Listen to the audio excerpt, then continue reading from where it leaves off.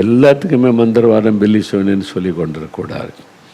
யாரோ ஒருத்தவங்க சொல்லிட்டாங்க, உங்களுக்கு ஒரு மந்திரவாதம் பண்ணியிருக்கு, பில்லி சோனியம் பண்ணியிருக்கிற அப்படின்னு சொல்லிட்டு அவங்க என்ன தேடி வந்தாங்க. இங்கே நால்மாடிக்கு ஜெபிக்க வந்தாங்க. பிஸ்னஸ்க்காக ஜெபிக்கணும். சரி, நான் அவங்களுக்காக ஜெபிக்கிறேன், நம்ம ஜெபம் பண்ணுவோம் அப்படின்னு சொல்லி ஜெபித்தான். ஜெபிச்சு முடித்த உடனே அப்படியே ஒருத்தர் பார்த்தாங்க. என்ன பிரதர், என்ன விஷயம்னு கேட்டேன். இல்லை, நீங்கள் ஜெபிக்கும் போது ஏதாவது தெரியுதான்னு கேட்டாங்க. என்ன தெரியணும் அப்படின்னு கேட்டேன் நான்.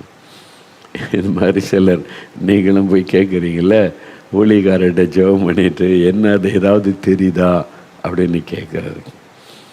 அப்போ என்ன தெரியணும், எதுக்கு? இல்லை சொல்லுங்கன்னா, இல்லை ஒருத்தர் வந்தாங்க, ஜெபிச்சுட்டு உங்களுக்கு பில்லி சோனி வச்சுருக்கு, மந்திரவாதம் பண்ணியிருக்குன்னு சொன்னாங்க. ஆனால் நாங்கள் அதை கன்ஃபார்ம் பண்ணிக்கிறதுக்கு இங்கே வந்தோம், உங்களுக்கு எதாவது தெரியுதான்னாங்க. எனக்கு ஒன்றும் தெரியல, நீங்கள் ஆவிக்குரிய வாழ்க்கையில் சரியில்லைன்றது தான் எனக்கு தெரியுது. முதல்ல நீங்கள் கர்த்தருக்குள்ளே விசுவாசமாக வரணும், வேதத்தை ஒழுங்காக வாசிக்கணும், ஆண்டவருக்கு ஒப்பு கொடுத்து ஜெபம் பண்ணணும், ஆண்டவருடைய வசனத்தின்படி நடக்கணும். இது செய்தாலே மந்திரம் உங்களுக்கு விரோதமாக செய்யப்படுற மந்திரவாதம் பலிக்காது. இதில் ஏதாவது தெரியுதா? இப்போ புதுசாக வர ஒரு ஊழியக்காரன்ட்ட போய் ஏதாவது தெரியுதா அப்படின்னு கேட்டால் அவர் என்ன நினைப்பார்? அப்போ ஏதாவது சொன்னால் தான் நம்மளை ஊழியக்காரனை மதிப்பாங்க அப்படின்னு சொல்லி, ஆமாம் தெரியுது, இப்படின்னு பார்க்குறேன், அப்படி பார்க்குறேன், யாரோ பில்லி சோனி வச்சுட்டாங்க, வலது பக்கம் இடது பக்கம் சொந்தக்காரங்கன்னு சொல்லிட்டா அவ்வளோதான். அப்போது ஒரு ஊழியக்காரனை தப்பு பண்ண வைக்கிறதே நீங்கள் தான்.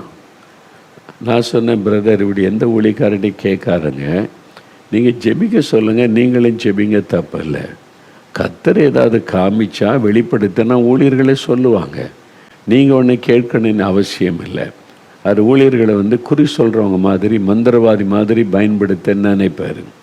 மந்திரவாதிகிட்ட போகிறோம், ஏதாவது தெரியுதா, உங்களுக்கு ஏதாவது கண்ணுக்கு தெரியுதா, ஏதாவது வெளிப்பாடு இருக்கா சொல்லுங்கள் அப்படின்ட்டுன்னு. ஊழியக்காரங்க மந்திரவாதியும் கிடையாது, குறி சொல்கிறவங்களும் கிடையாது. கர்த்தர் வெளிப்படுத்த சொன்னால் சொல்லுவாங்க. நீங்கள் அந்த மாதிரி ஊழியர்களை பாவம் செய்ய வைக்காதங்க, சரியா? பில்லி சோனி அந்த கிரியில் இருக்கிறது உண்மைதான். நான் இதுவரைக்கும் எத்தனையோ பேருக்கு ஜெபம் பண்ணியிருக்கிறேன். யாருக்கிட்டையும் பில்லி சோனிய மந்திரத்தினால் பாதிக்கப்பட்டிருக்குன்னு தெரிந்தால் கூட உங்களுக்கு பில்லி சோனி செய்யப்பட்டிருக்குன்னு நான் சொன்னதே கிடையாது. அது என் பழக்கம் அல்ல இது வரைக்கும். நான் சொல்ல, நீங்கள் ஏன் அதெல்லாம் பார்க்குறீங்க? இஸ்ரவேலுக்கு ஒரு விதமான மந்திரவாதம் இல்லை, யாக்கோபுக்கு ஒரு விதமான குறி சொல்லுதில்லைன்னு கர்த்தர் வாக்கு கொடுத்தார். நீங்கள் யாக்கோபை மாறுங்க, இஸ்ரவேலாக மாறுங்க, கர்த்தருக்குள்ளே ஸ்ட்ராங்காக இருந்தால் யார் மந்திரவாதம் பண்ணாலும் உங்கள் மேலே பலிக்க